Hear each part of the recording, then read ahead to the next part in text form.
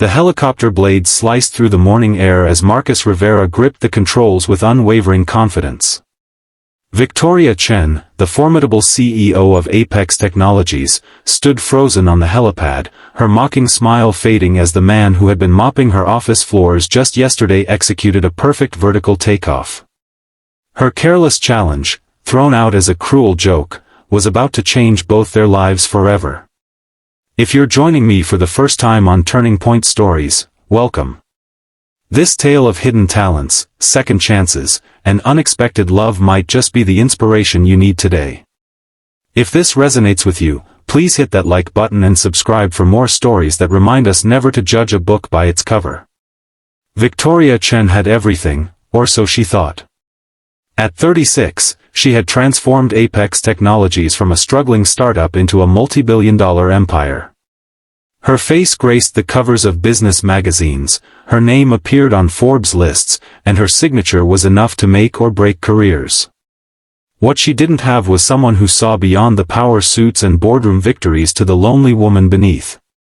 The corner office on the 50th floor had become her true home, its floor-to-ceiling windows offering a panoramic view of the city she had conquered.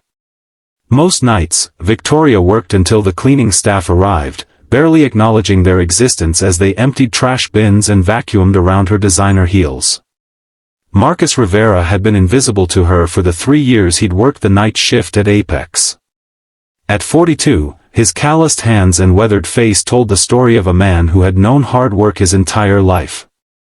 What they didn't reveal was his past, 20 years as an elite military helicopter pilot with combat experience across 3 continents, medals of valor locked away in a box he rarely opened, and nightmares that still woke him in cold sweats. Their worlds collided on a Friday evening when Victoria was working late, furious after losing a major contract to a competitor. "Excuse me, Ms. Chen. I need to clean in here," Marcus said quietly, pushing his mop bucket into her office. Victoria barely glanced up from her computer. "Can't you see I'm busy? Come back later.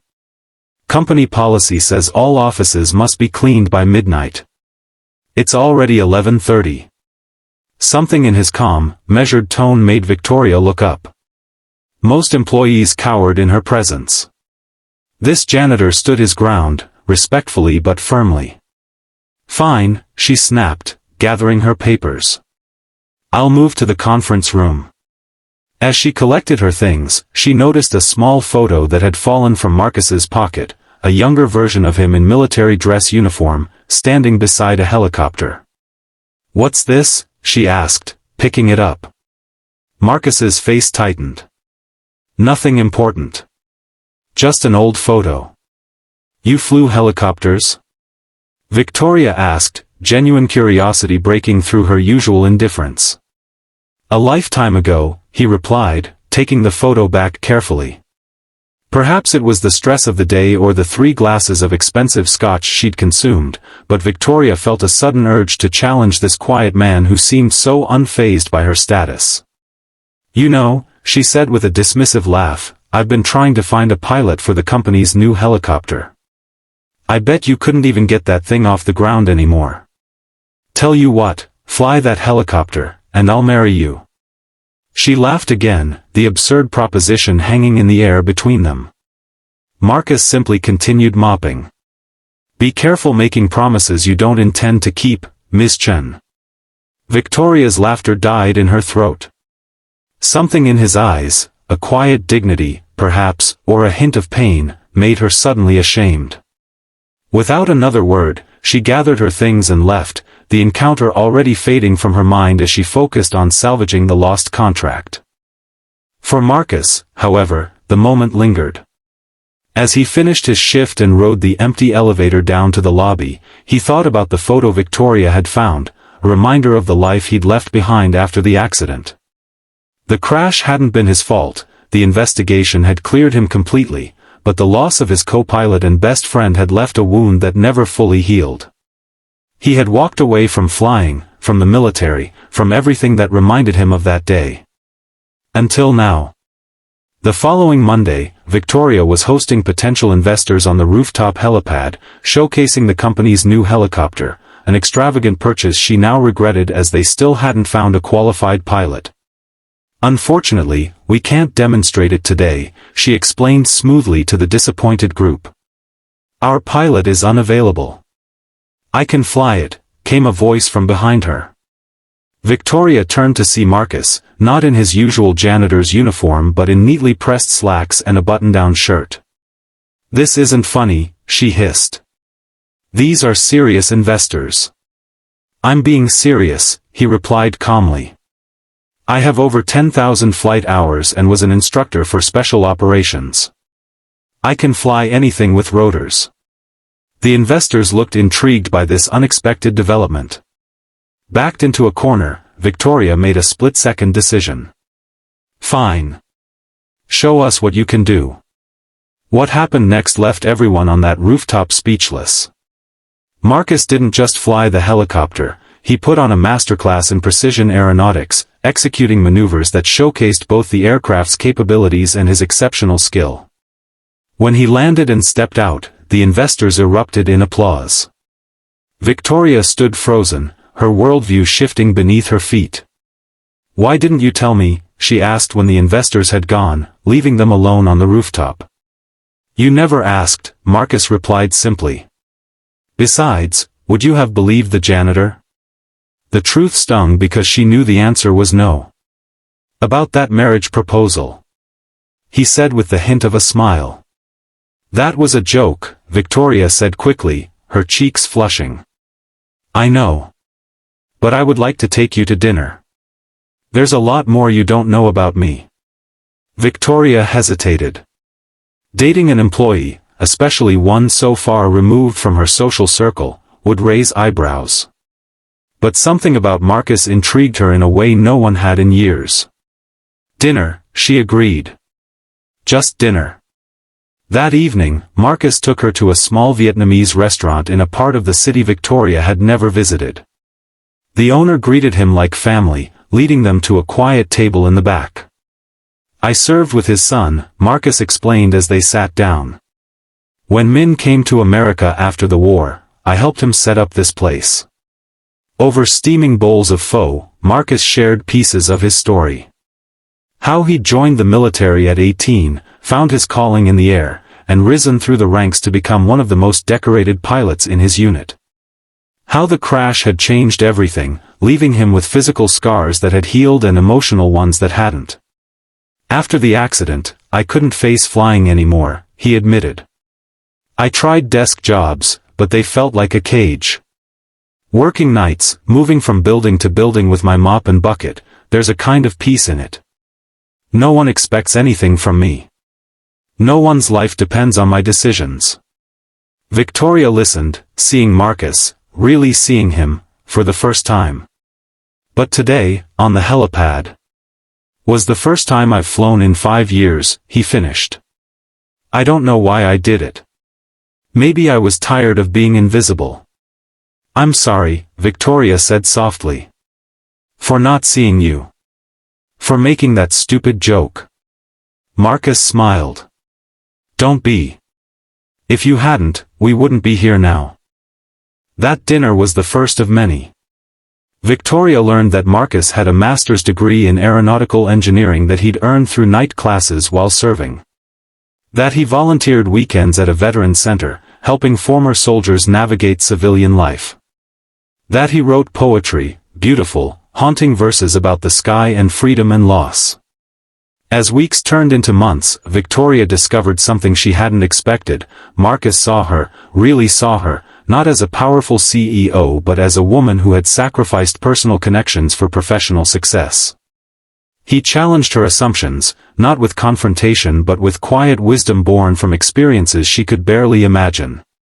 For Marcus, Victoria's ambition and determination reminded him of the passion for life he'd lost. Her presence pulled him back into the world he'd been avoiding. Their relationship wasn't without obstacles. Victoria's board members raised concerns about her dating an employee.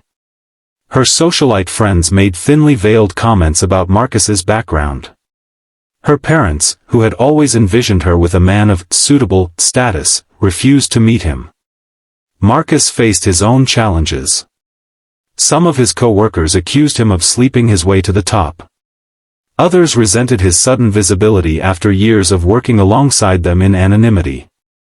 And his own demons still haunted him, the fear that he wasn't worthy of happiness, that he was betraying his friend's memory by finding joy again. 6 months into their relationship, everything nearly fell apart. Victoria's company was bidding on a major government contract that would require her to travel extensively. The night before her presentation, she and Marcus had their first serious fight. "I need you to understand that this is who I am," Victoria said, pacing her penthouse living room. "My work isn't just a job, it's part of me." "I understand that better than you think," Marcus replied. "What I don't understand is why you're pushing yourself to exhaustion for people who see you as nothing but a profit machine. That's not fair. Isn't it? When was the last time your board asked about your happiness instead of your quarterly projections?" The argument escalated, old wounds opening on both sides. Victoria accused Marcus of trying to change her. Marcus suggested she was afraid to examine what really mattered in her life. They parted that night without resolving anything.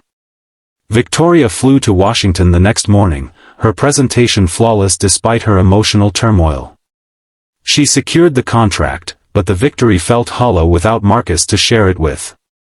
When she returned 3 days later, she found her apartment filled with paper cranes, hundreds of them, hanging from the ceiling, perched on furniture, covering every surface. Marcus sat in the center of the room, folding another. "There's a Japanese legend," he said without looking up, "that if you fold 1,000 paper cranes, your wish will come true. I'm wishing for us to find our way back to each other." Victoria dropped her bags and crossed the room, kneeling beside him. "I'm sorry," she whispered. "You were right. I've been chasing success without ever defining what that really means to me. And I was wrong to make you feel like you had to choose," Marcus replied. "Your ambition is part of what I love about you." That night marked a turning point. Victoria began restructuring her company's leadership to create more balance in her life.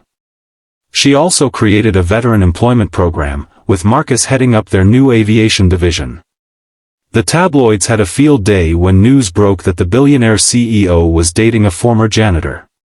Victoria, who had once obsessed over public perception, found she no longer cared what others thought.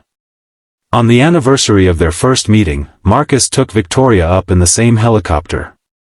As they hovered above the city lights, he asked a question of his own. "I know you weren't serious about marrying someone who could fly this thing," he said, his voice steady in her headset. "But how about marrying someone who loves you for exactly who you are?" Victoria's answer was immediate. "Yes. 1,000 times yes." The wedding was small, attended only by close friends and family.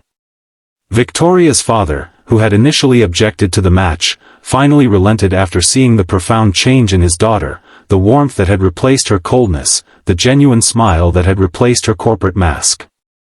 "I've never seen you so happy," he admitted during their father-daughter dance. "He's a good man." "The best," Victoria agreed, watching as Marcus chatted with her mother, his easy charm winning her over despite her initial reservations. 3 years later, Victoria and Marcus welcomed twins, a boy and a girl who would grow up knowing that appearances can be deceiving and that second chances sometimes arrive in unexpected packages. As for Apex Technologies, it thrived under a more compassionate leadership model. The Veteran Employment Program became the company's most successful initiative, earning accolades and changing hundreds of lives. Marcus eventually returned to flying full-time, not just for Apex but for search and rescue operations. The nightmares never completely disappeared, but they came less frequently now, replaced by dreams of future possibilities. Victoria learned to measure success not by acquisitions and profit margins but by moments of genuine connection, with Marcus, with their children, with the community they were building together. On their 5th anniversary, they returned to the rooftop helipad where their journey had truly begun. The helicopter waited, gleaming in the sunset. "Ready for another adventure?" Marcus asked, extending his hand. Victoria took it without hesitation. With you? Always. As they soared above the city they both loved, Victoria reflected on the strange twist of fate that had brought them together, a careless joke, a hidden talent, a moment of courage that had changed everything. The lesson Victoria learned, and the one I hope you take from this story, is that sometimes the most extraordinary people enter our lives disguised as ordinary. That the person mopping your floor might have once commanded the skies. That everyone deserves to be seen for who they truly are, not just for what they do. If this story touched your heart, please consider sharing it with someone who might need to be reminded of these truths. And don't forget to subscribe for more stories that remind us of our shared humanity. Because in the end, it's not about helicopters or corporate empires. It's about having the courage to see beyond surfaces and the wisdom to recognize that love often arrives in packages we never expected.